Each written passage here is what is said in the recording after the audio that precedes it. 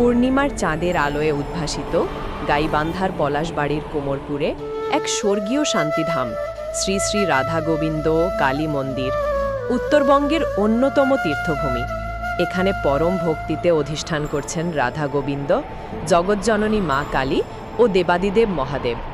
মন্দিরের চূড়ায় মোহন মুরলীধারী শ্রীকৃষ্ণের রূপ প্রায় 50 ফুট উচ্চতায় ভক্তের হৃদয়ে শান্তির পরশ দেয়। মা কালীর জীবন্ত প্রতিমা, যার চরণে মাথা নুই এলেই সব দুঃখ ভুলে যায় মন, ভরে ওঠে ভক্তি আর শান্তিতে। মহাদেবের নীরব আশীর্বাদ আর গাছতলায় রাধাকৃষ্ণের দোলনায় দোল খাওয়ার দৃশ্য যেন বৃন্দাবনের সেই চিরন্তন মুহূর্ত। অগণিত ভক্তের কোলাহল, কীর্তনের ধ্বনি আর মানত পূরণের আকুলতা সব মিলিয়ে এক অপূর্ব পরিবেশ।